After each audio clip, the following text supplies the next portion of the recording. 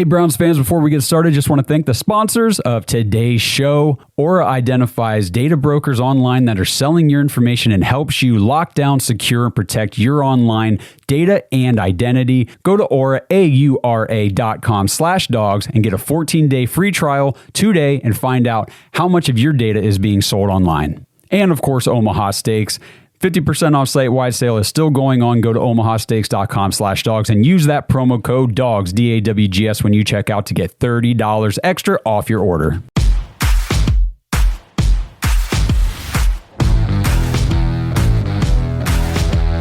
Welcome to the Dawgs Podcast with your hosts, Blake Reneker, Justin Charles, and Josh All.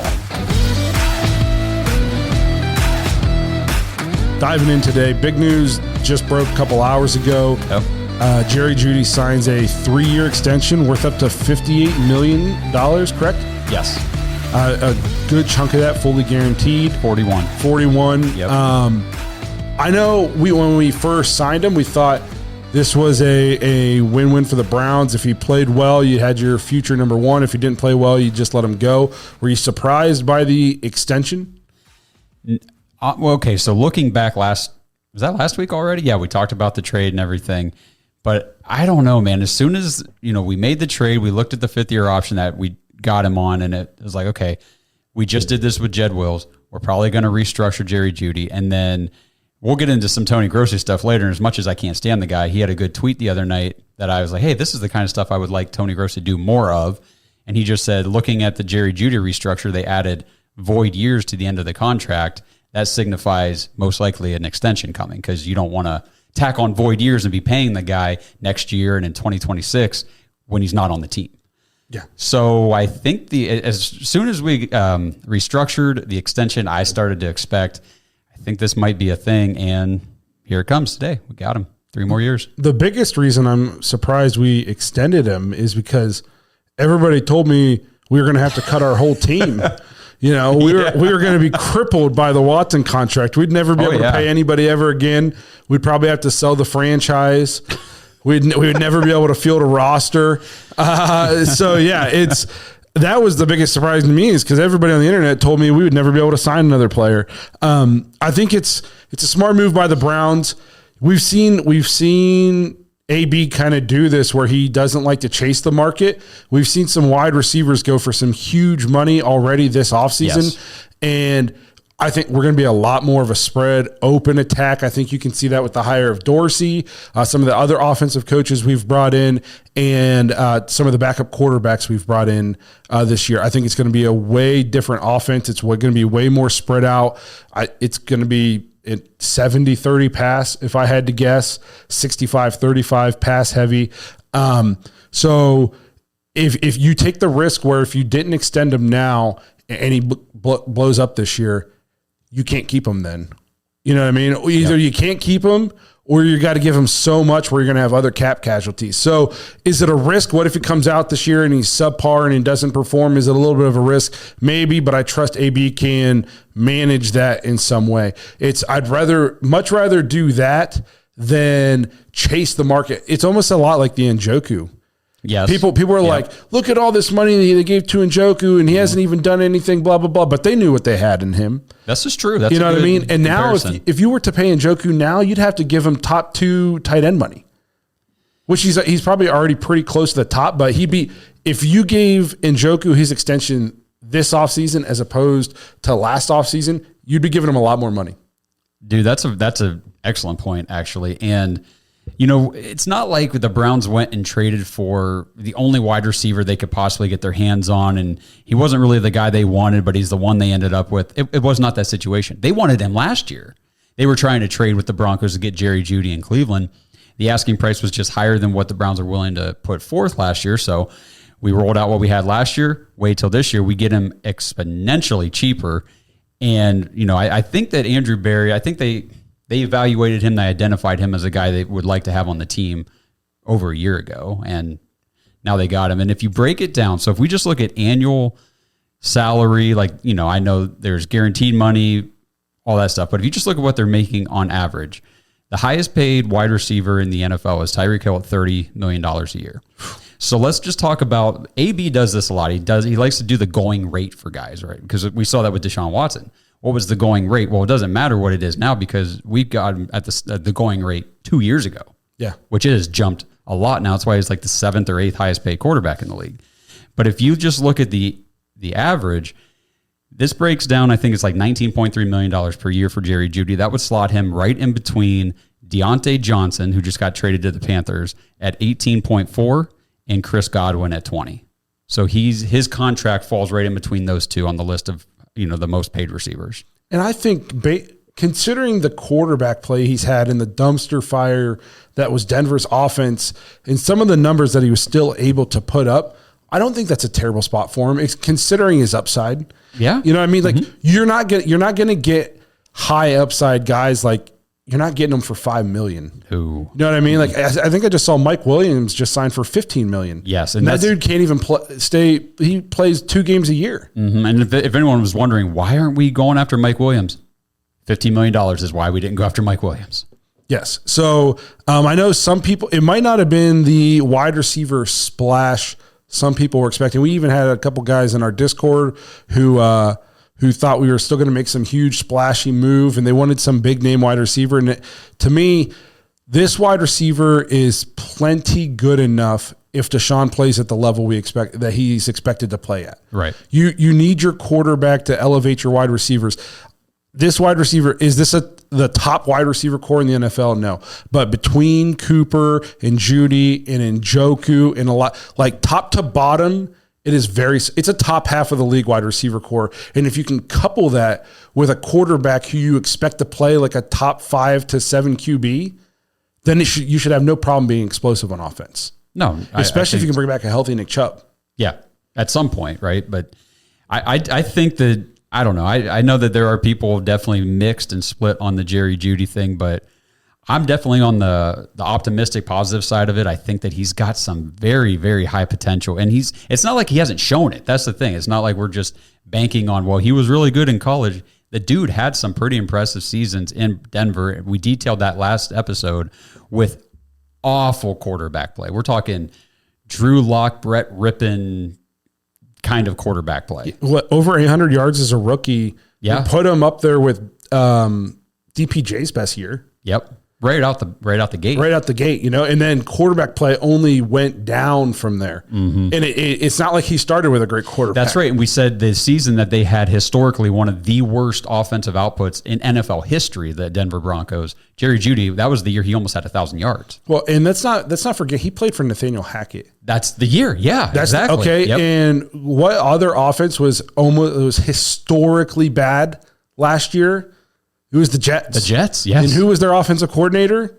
It was Nathaniel Hackett. You can put blame on Zach Wilson. Zach Wilson is not as bad as Nathaniel Hackett made him look. You know what I mean? Because we watched him as soon as he left. Russell Wilson he kind of got scapegoated out in Denver, and Sean Payton is a little bit of an egomaniac.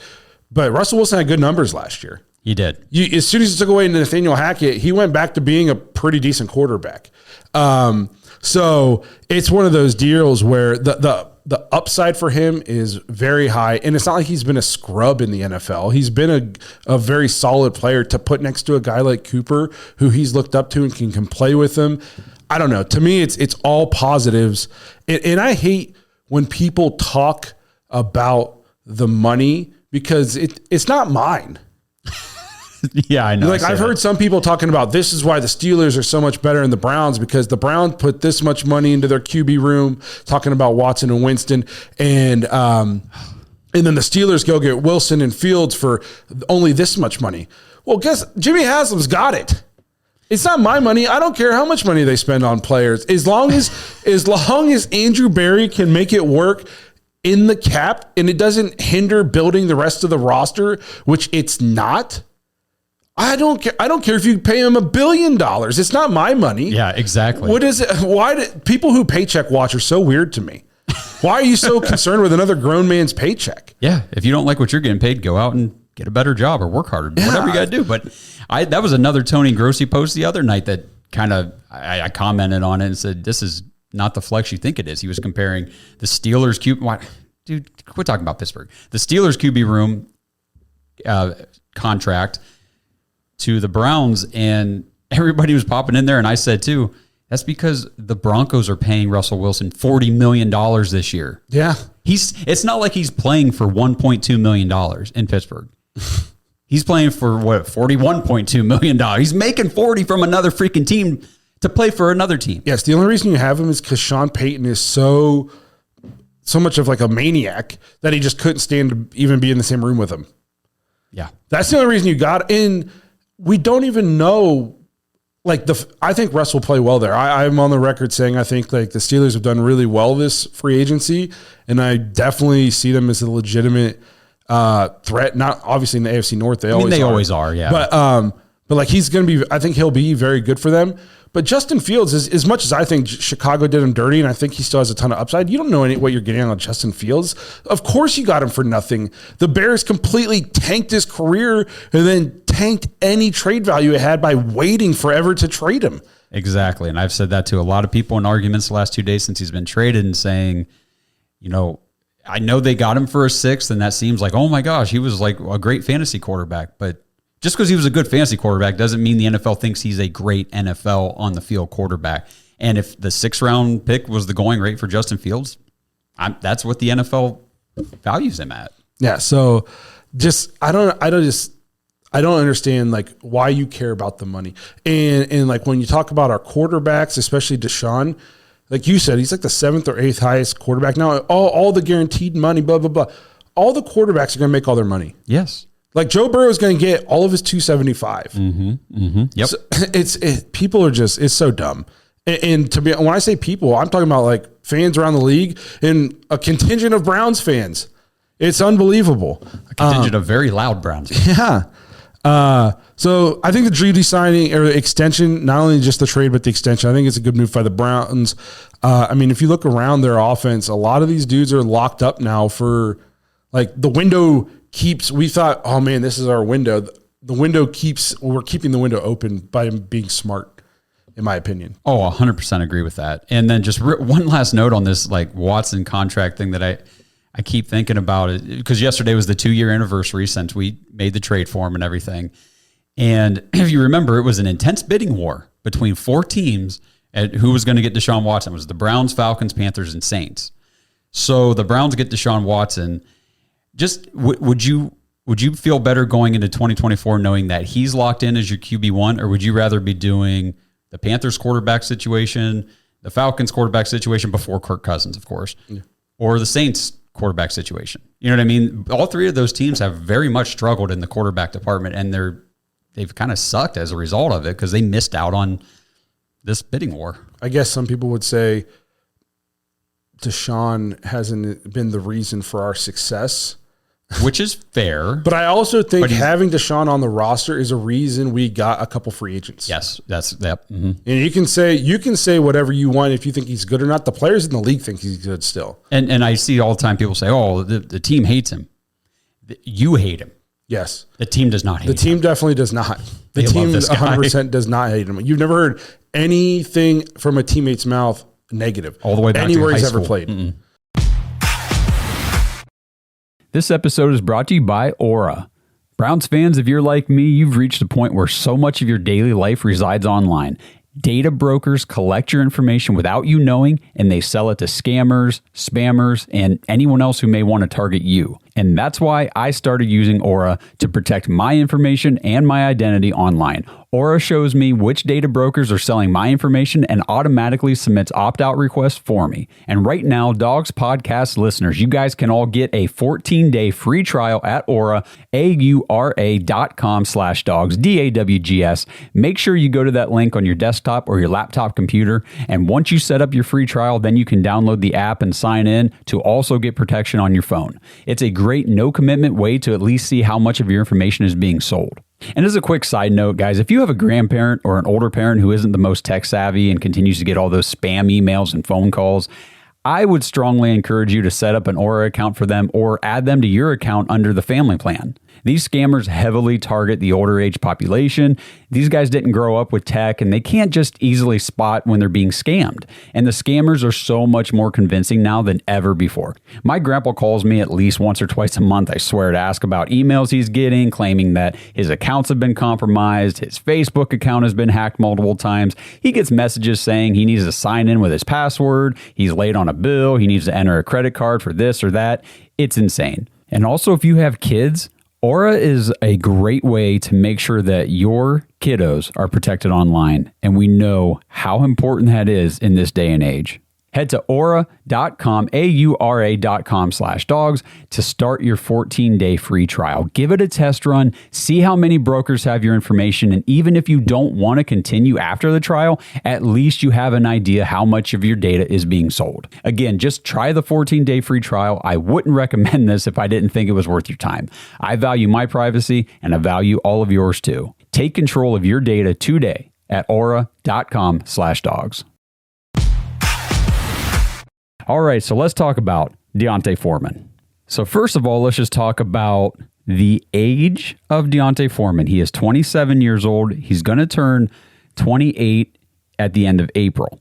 So if you've watched recent episodes, I've mentioned Ezekiel Elliott as a name. Obviously, I'm a former Buckeye. You can see the Buckeye helmet sitting here behind me. I love me some Buckeyes. I love me some Zeke Elliott.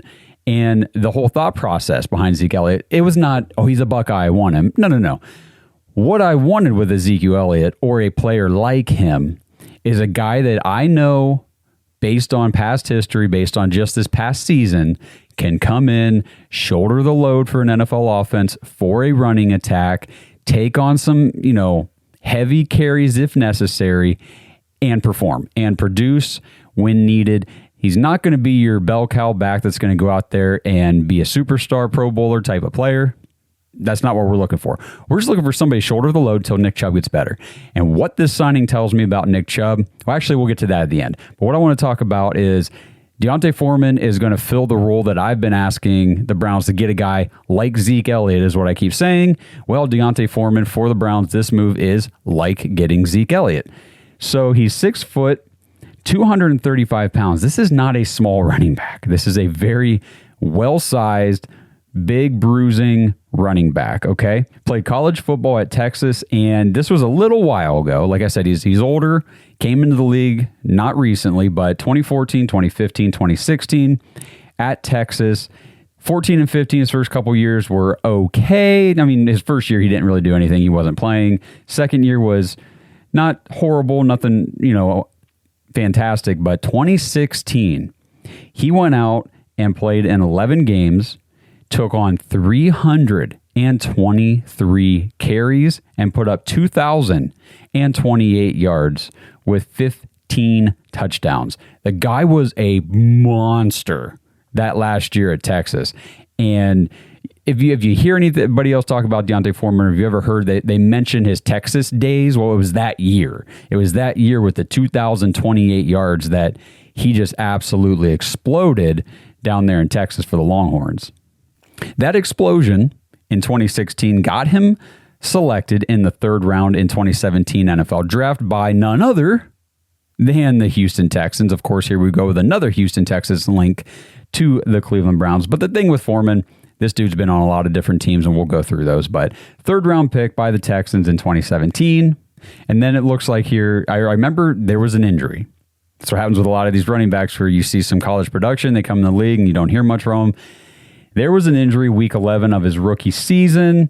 Let's see, this says he had 10 carries, 65 yards, and his first 2 career NFL touchdowns, including a 34-yard touchdown run. But it was that 34-yard touchdown run where Foreman suffered a, unfortunately, non-contact injury at the 2-yard line. He fell into the end zone and started grabbing his leg, and that's where it was found. He tore his Achilles. He was ruled out for the rest of the season, placed on IR. And as we've seen, I've detailed this before on the show, Achilles injuries with skill position players, namely running backs and wide receivers, is like a death sentence. It really is. You do not see many guys. Actually, I don't think we've seen any guys successfully come back from an Achilles injury at the running back or wide receiver position? Drop it in the comments if I'm missing somebody, if there's an example. I know you might say James Robinson. No. You might say Cam Akers. No. Neither of those guys came back to be anything close to what they were doing before their injuries, and now they're essentially done in the NFL real quick afterwards. So the fact that D'Onta Foreman, after tearing his Achilles in 2017, we're sitting here in 2024, 7 years later, talking about him, that's a testament to his recovery from this injury. Spent the majority of his second season with the Texans on the PUP, physically unable to perform list, not out there on the field while he was still recovering from that Achilles. So this one really hurt him. He ended up getting cut the following offseason by the Texans. The Indianapolis Colts picked him up. Then he was placed again on injured reserve in 2019 with a torn bicep. Then he got cut by the Colts. And then he got signed by the Titans onto their practice squad, got brought up, and then sent back down. And that was kind of the story of that year with the Titans. Practice squad, active roster, just kind of backing up Derrick Henry. Nothing too crazy to talk about there. Then he played. Then it looks like over the course of 1 month in 2021, he got signed by the Falcons and then released and then re-signed to the practice squad. And then he was released a couple days after that. So not a very long stint with the Falcons. Went back to the Titans for a second stint. Then he played for the Panthers. And that's where I feel like D'Onta Foreman finally got some of his career back, was in Carolina back in 2022. That year in Carolina was a career year for him. He had 203 carries. First of all, he played in 17 games. That's the number that stood out, popped off the page for me when I was looking at stats for D'Onta Foreman. You know, it was injury, cut, released, all this stuff from these other teams. Boom. Carolina Panthers, 17 games, takes on 203 carries, 914 yards, 5 touchdowns, averaged 4.5 yards a carry.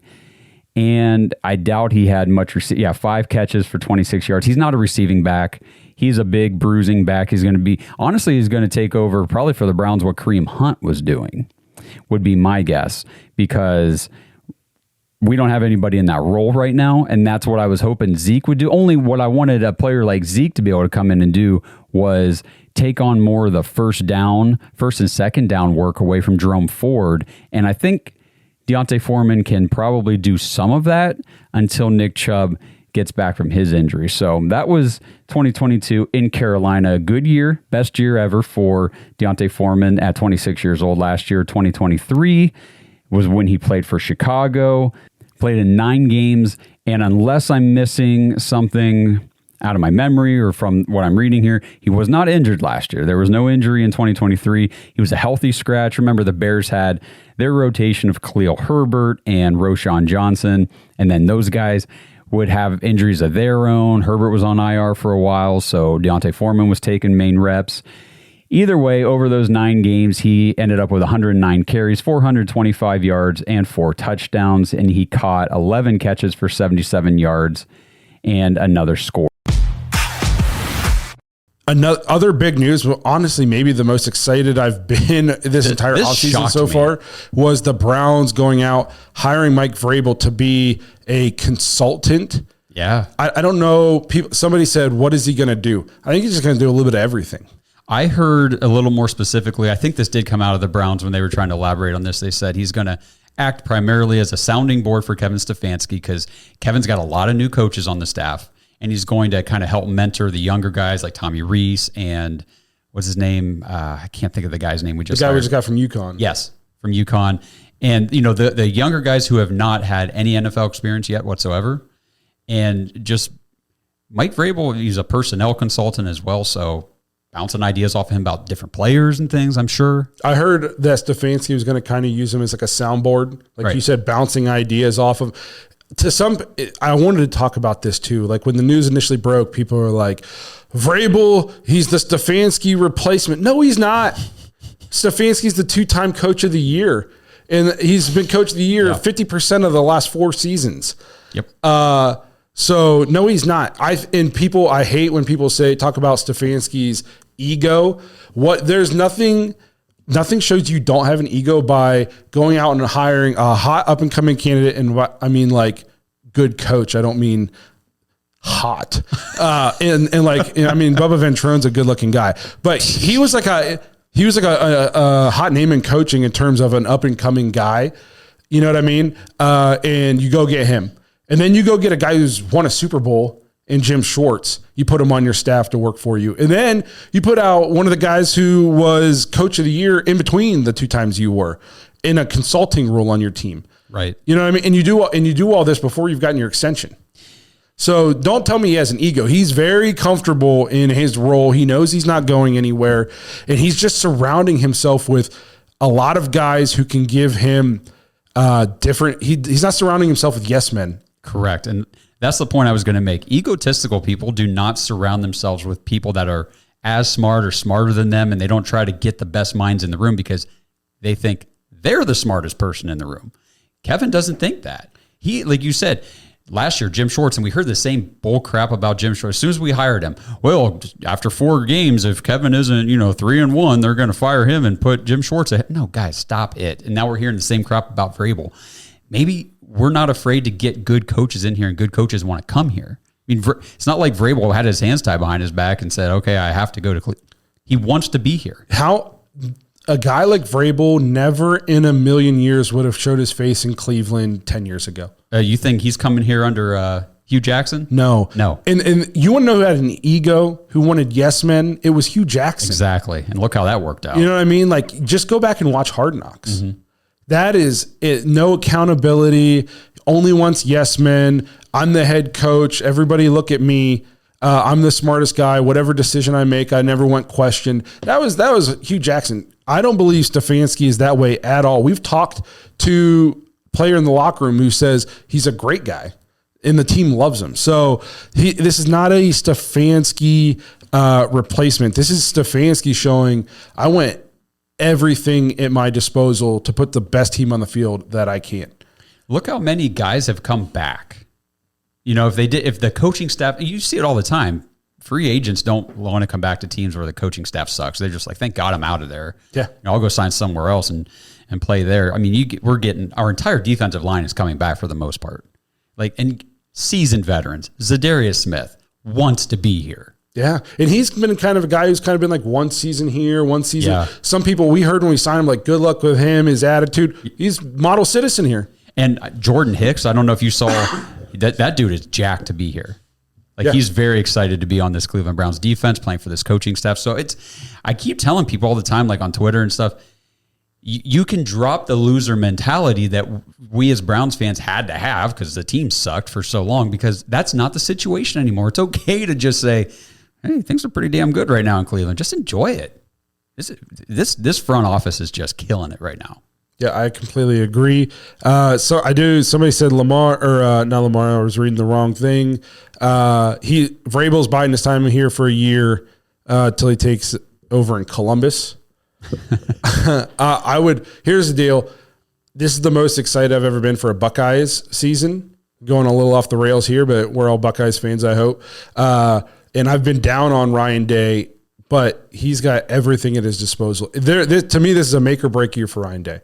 Yeah, I think so. Because I think some of these other teams, like Bama just lost Saban, like some of these other teams are maybe weaker than they've been. I don't keep up with college recruiting and stuff like that, but I do know that Ohio State added an insane amount of talent in the portal and in recruiting. So I would love for Vrabel to be in Columbus if Ryan Day fails. I want Ryan Day to succeed because that means we probably won a national championship this year. Correct. So I'm not rooting for the downfall of Ryan Day, but if it does happen, I would love for Vrabel to be back in Columbus. This episode is brought to you by Omaha Steaks. Browns fans, Easter is almost here, and what's everybody going to do for Easter? We're all getting together with family and friends, and we're going to have a great meal together. So why not make that great meal the best meal you can get with Omaha Steaks? They are doing their 50% off site-wide sale right now still. And if you go to omahasteaks.com/dogs, use promo code DAWGS, DAWGS when you check out, you'll get $30 extra off your order. That's a great deal with the price of meat and food and everything so high right now. It's ridiculous. Get over there, get great food for great prices. And what I would suggest for Easter, go over to the menu, scroll down to other meats, Go to the hams, and when you get in there, scroll down. I don't know why they have this stuff at the bottom of the page. Easter packages right here. Build your own custom Easter dinner for 4. Build your own custom Easter dinner for 8. Create your own Easter dinner in general. Get everything you need. The ham, the sides, everything that you need for a great Easter meal is right here at Omaha Steaks. And with that code DAWGS, you get $30 off your order. So go order everything for Easter right now. That way you're ready to go, you're prepared, and you don't have to worry about it. Enjoy Easter with your family. Take the stress out of figuring out what you're going to do. Get the food ready to go now. omahasteaks.com/dogs. Promo code DAWGS. Get $30 off your order. Minimum order may apply. I know you want to talk about the Flacco Winston debate, which we haven't had a chance to talk about this since the last episode. So go ahead. Well, I mean, we've been talking all offseason because it's been the topic of Joe Flacco for the Browns in 2024. And I feel like we've kind of had the conversation, 3 of us on the show, talking, I don't know if he comes back. I mean, we love what he did. It was great. It was a ton of fun. Just don't really know if he comes back. I mean, he's 39 years old, threw a shit ton of interceptions. Like, he just doesn't really fit the mold for what people don't remember. He was a last resort last year. And when we signed him, even we on the show were like, really, Joe Flacco? You know, and nobody expected him to come out and do what he did.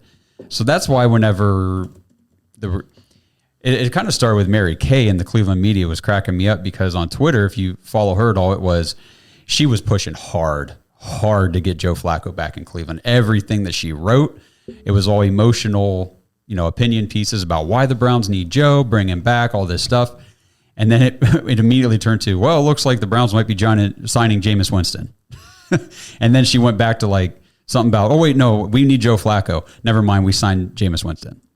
And so she was back and forth trying to get her wishes, completed through Andrew Berry, which didn't happen, obviously. And then Tony Grossi, I thought, was going to have a mental collapse online when we signed Jameis Winston.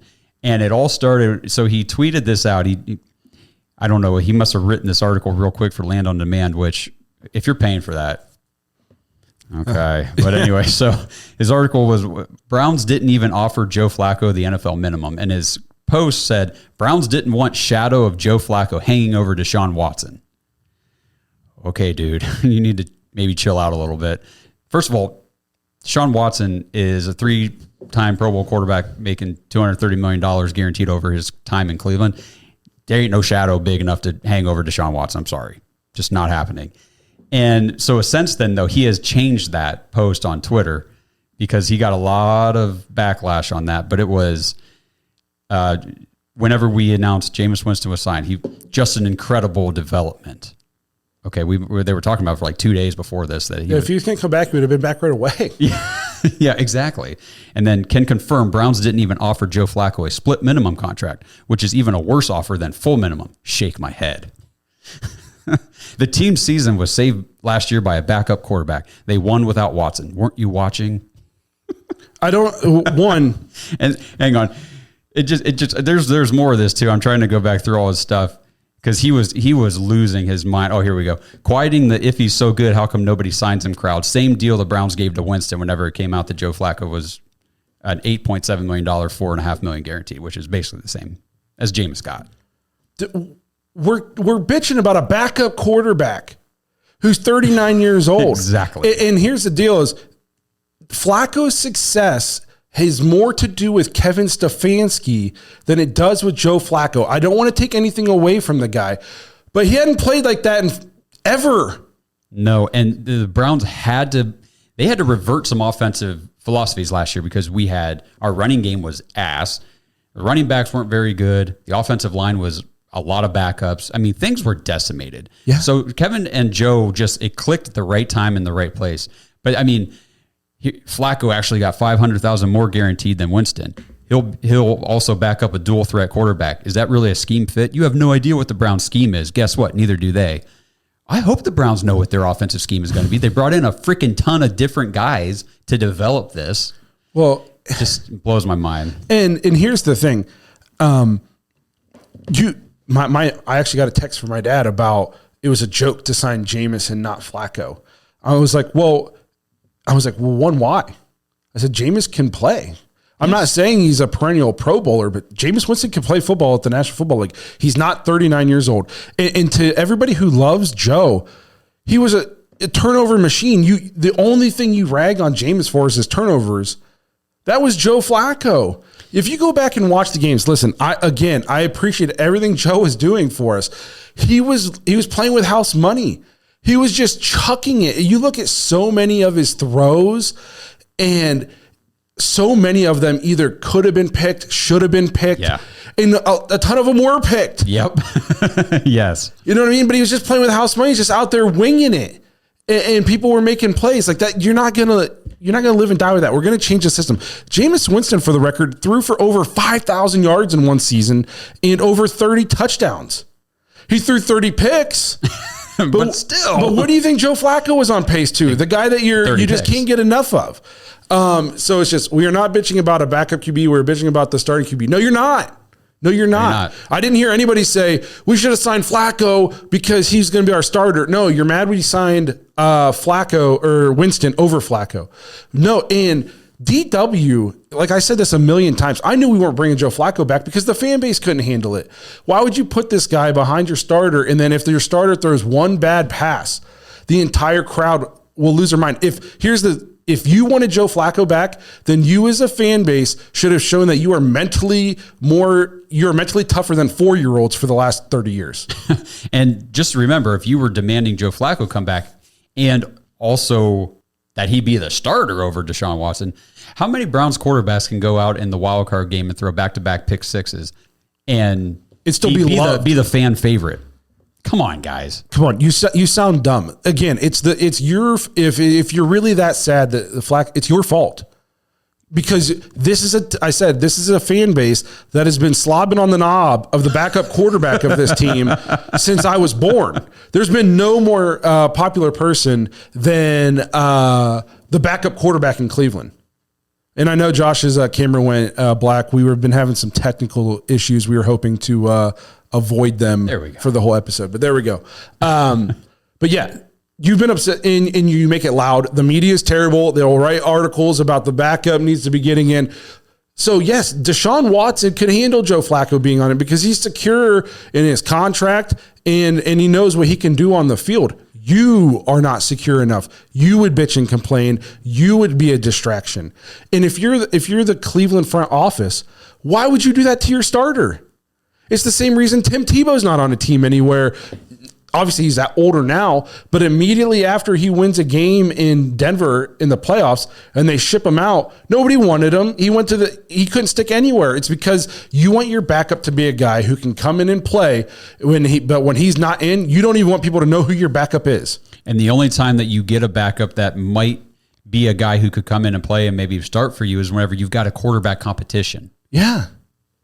There's no competition here. Zero. So it's, again, if they put a distraction on the team, all you would do is complain about how the front office is causing distractions and they don't know what they're doing and they're causing problems.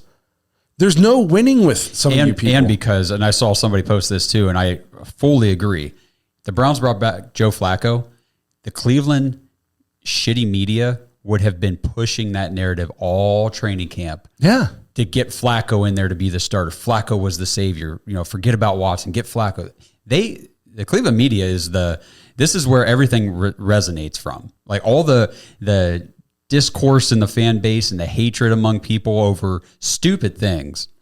It's the reason we have a podcast. I've told people that. I said, because people will say, oh, I don't watch RBS anymore. I said, RBS was one of the main reasons why we started this podcast. Because we just couldn't stand it anymore. Why do you two love DW4? We don't go back and watch like any episodes, and I've said he needs to play better. The problem is I'm just not a moron. I can think about football decisions critically and understand you don't bring back a distraction as your backup. You don't bring back a 39-year-old who led the league in turnovers in 7 games. It's a flash in the pan.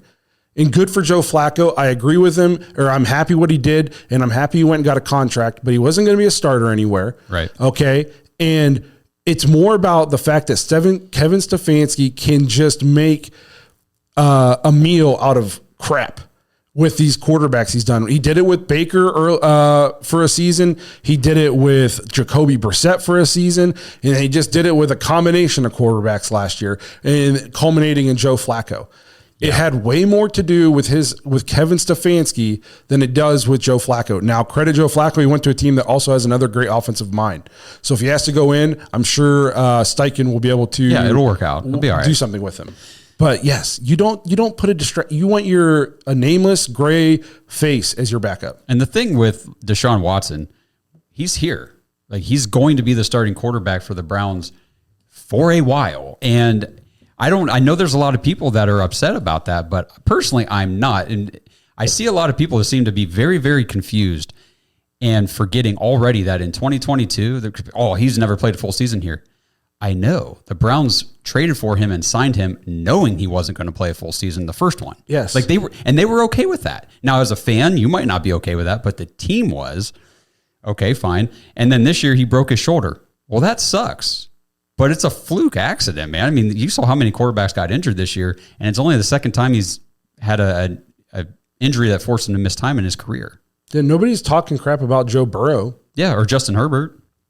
Joe Burrow's ended 2 of his 4 seasons on the IR. Lamar finished the last 2 years before this past one on IR. Yeah, it turns out it's a contact sport. People get hurt. Yeah, and the thing is, what I saw from Deshaun Watson as the games progressed, and I mean, I know we talk about that Ravens game all the time, but those are the kind of games that you need a quarterback with his capabilities.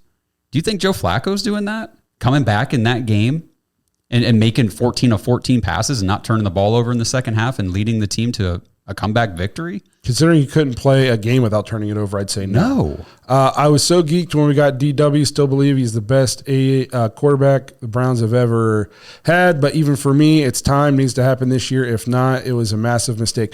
I agree with like 98% of what you said. This is a make or break year for me mentally, but it's again, like if it doesn't go well this year and he's hurt again or whatever, and then we go to the Super Bowl in the 4th year of his contract, nobody's going to remember this year. Exactly. So we have to reserve judgment. And I told my old man this, I won't grade the contract until the contract is done. And then 2, even if worst case scenario at the end of the contract, it was awful. We never get anywhere. He's hurt most of his time. When he plays, it's not good enough. I'd still make the move 100 times out of 100 because I want my team to be aggressive, be ballsy, not be afraid to take the big swing, and to go out there and try to get better and win a Super Bowl. You're not going to do that sitting on your hands. Just like everybody who's complaining about it, you would have complained if we didn't upgrade. Exactly. And you mentioned this earlier in the show already. The things that having Deshaun Watson on the team allows us to do is totally worth the move in and of itself. I mean, we have, and whether you agree with it or not, we have a franchise quarterback capable of playing at a high level. Other free agents want to come here and play. Correct. And that, even if he's hurt like last year and not on the field, guess what? Those guys who wanted to come here and play because he's here, they're still here on the field playing and winning games. And that's why we were able to do the things we were able to do last year. So we don't have to worry about the quarterback position in the draft or free agency or try to make a trade. Like, the Browns are good. They don't, that position is taken care of. They don't have to worry about it. And as long as that one's taken care of, it makes all these other ones much easier to put together. Yeah. I saw the biggest reasons I heard people, they didn't want the money. They don't like the money he got. It was going to cripple the franchise. Giving up all the picks was going to set our franchise back. Well, 1, we have second most cap space in the league right now. 2, this is our last year without a first round draft pick, and our roster's still loaded. Yep. We're right back to having first round draft. We're literally back at square one next year. Yeah. And we're coming off an 11-win season. So all the reasons, all the football reasons I've heard why they didn't want the trade and we gave up too much, blah, blah, blah, blah, blah, none of it has come to fruition. Nope. None of it's hurt us one bit. So it's just people are just, they don't think. They read headlines and then they just react. Mm-hmm. Nobody thinks. Drives me nuts. No, there's not a lot of critical thinking going on in society right now. Like anywhere. Catch those springtime vibes all over Arizona. Break out of the winter blues by hitting the water at one of our lake and river parks. take a hike among the wildflowers. Just make sure to stay on the trails and leave the flowers for the bees.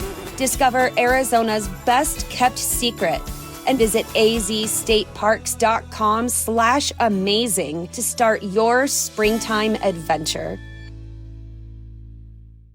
So Jameis Winston, again, just briefly, because I know I covered this last week after the Browns signed him, but he was the number 1 overall pick out of Florida State back in 2015. And when he was at Florida State coming out of high school and everything, he was also drafted by the Texas Rangers for for Major League Baseball. So Jameis Winston is an athlete. He a multiple sport phenom.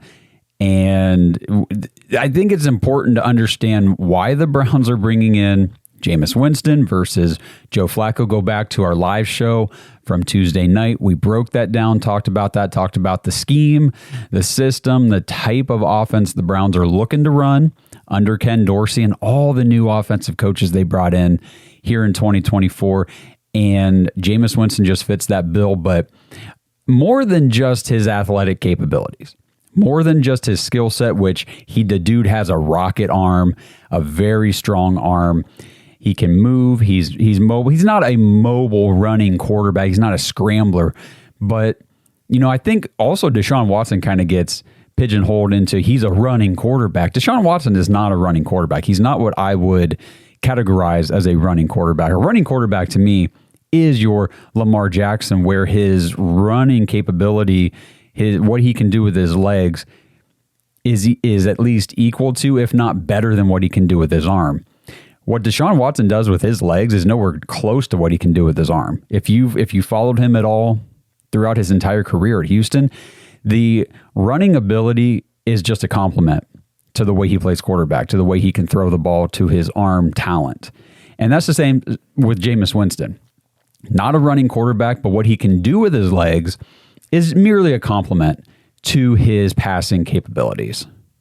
I mean, just look at his career, early on when he was with Tampa Bay as the starting quarterback, 213 yards, 165, 135, 281, 250. So nothing extraordinary, nothing high end as far as a running quarterback you would expect the numbers to be, but still those type of yardage numbers complement what you think about tacking on 250 extra rushing yards in the same season where he threw 5,100 passing yards. The dude covered a lot of yards for the Buccaneers that season, so he is capable of making plays, extending plays, picking up first downs, those sorts of things. All right, so we'll take a quick look here at the first clip from his interview with Cleveland Browns Daily. He's asked about why he decided to sign with the Cleveland Browns versus any of the other teams that were looking to sign him. Why he didn't hold out longer for a potential starting job, all those sorts of things. And here's what Jameis had to say.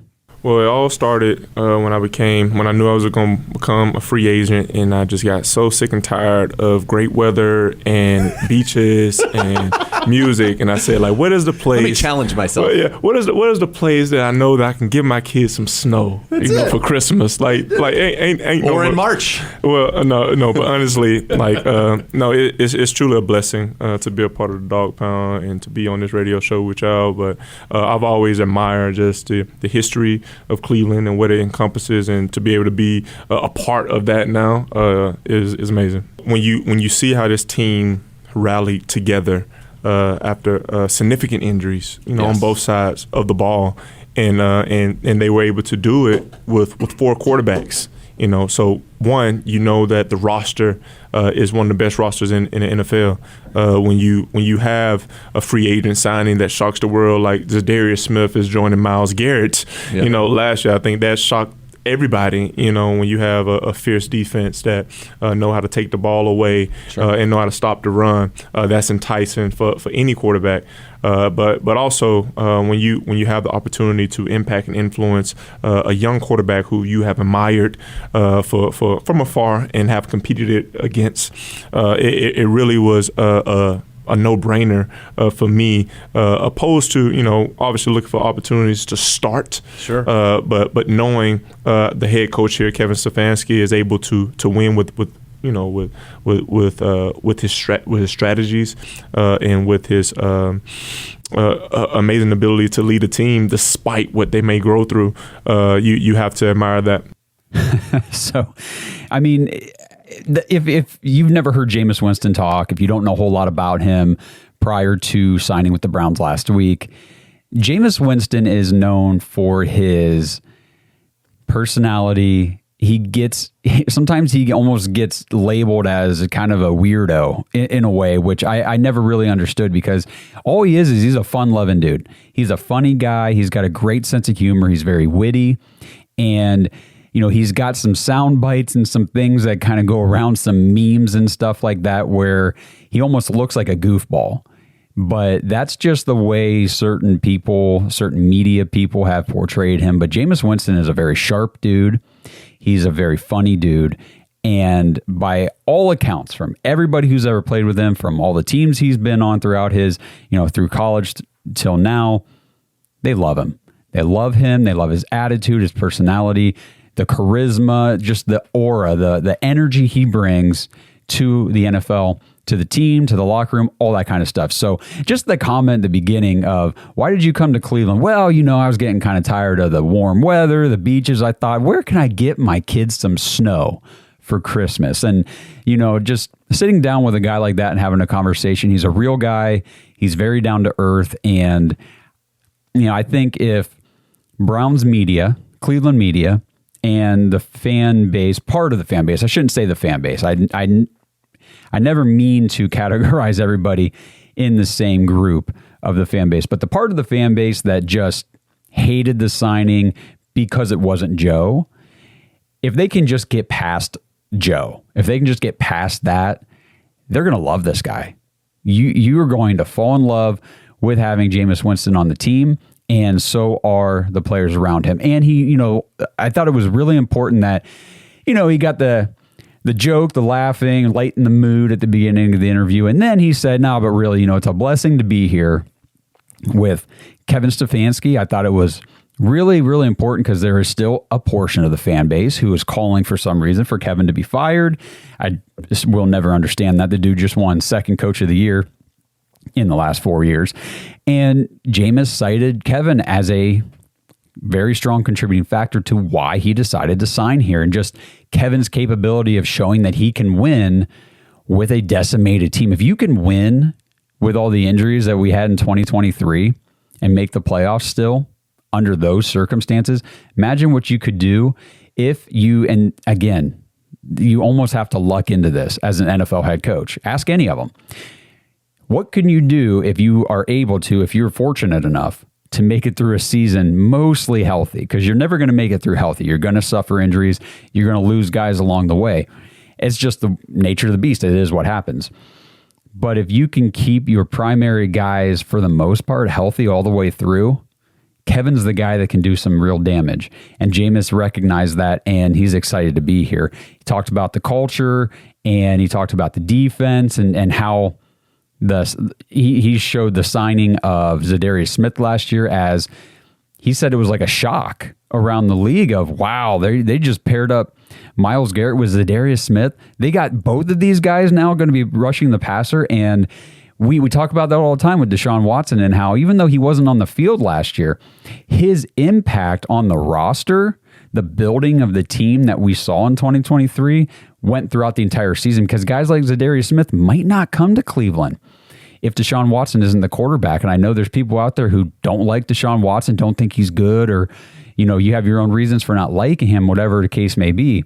But the fact remains that players in the league like Deshaun Watson, and Jameis Winston even said, the opportunity to come here and work with a younger quarterback, because Jameis is 30, Deshaun's 28, so they're not like he's that much younger than Jameis. They're roughly the same age. But Jameis was also in the league for 2 years before Deshaun came in. So Jameis was already getting his feet wet as the number one overall pick, a rookie quarterback, a second-year quarterback in the league. He's watching Deshaun Watson in college, light it up, beat Alabama like, actually, that's the next clip. But anyway, beat Alabama in the national championship and all this kind of stuff. And he's always admired Deshaun Watson. And, the opportunity to work together It's going to be a really, really good thing for the Browns. It's going to be a good thing for both of these guys. And it's going to be a good thing for you. As a fan, you're going to benefit from this because there's going to be improved production, improved team morale, improved winning opportunities. It's all good from here having Jameis Winston on the team. Hey, Browns fans, this is Josh, and I really appreciate you guys tuning into these Dog Bites. It's kind of like our Saturday release, just recapping everything that's been going on during the previous week. And now I just want to give you guys a little taste of what we talk about sometimes on our After Hours podcast. If you want to hear the full episode, if you want to hear all the bonus episodes every week that we do the After Hours show, it's jointhedogs.com. Become an official Dog Pack member. You get access to every single one of these episodes on the After Hours podcast. This was actually, we're 120, 130 episodes into this podcast now. So we've been doing it for a long time. It's a ton of fun. And if you haven't checked it out yet, now's the time to do so. You get a 7-day free trial and go watch as many as you want to on that 7-day free trial. And if you like what you see, if you want to stick around in the Patreon and continue to support the show, we appreciate it. And you also get access to the private Discord, so it's just a ton of fun. Jointhedogs.com, become an official Dog Pack member. Here's the clip. By the way, did you see the trailer for The Acolyte? I haven't watched the trailer itself. I saw it was out. I saw the trailer today. Look cool? Yeah. I'm pretty sure it's going to be Vader, like Vader's hunting Jedi. Did you see or something along those lines? Like, it looks awesome. A Darth Vader show coming out in 26, I think I saw. Oh, really? Because I did see a thing about Hayden Christensen playing Darth Vader again, and I thought it was in The Acolyte. Maybe it is, and then because the next one's called like Vader, it's called a Star Wars story. So maybe it's actually a movie. I guess I didn't even really look into it. I've been saying this with John forever that I would love a rated R Star Wars movie where it's Vader after episode 3, pre A New Hope, hunting Jedi. Yes. The only problem is if it's rated R, I guess I don't know. There are Star Wars comics, and I don't know how gritty they get, but nothing in Star Wars has ever been like that dark. But I feel like Vader, pure evil Vader hunting Jedi, could be very dark. Rogue One kind of teetered on that at the end, where he was just walking through the like gauntlet movie. Of people. That's a movie, just murdering people. That's a scene. That is an ending to a movie. The Vader scene, gets me bricked like every time. It's pretty awesome. And then I just watched The Batman again. Oh, and the scene where he goes back to the Iceberg Lounge, and it's completely dark, and you can only see him fighting when the machine gun fire is going off. That's really cool too. That's a cool scene. Yes, I'm a sucker for like good cinematography. Thanks for listening to another episode of the Dogs Podcast. Make sure you subscribe on YouTube and follow us on Twitter at the Dogs Podcast. Get your thoughts on the show at thedogspodcast.com.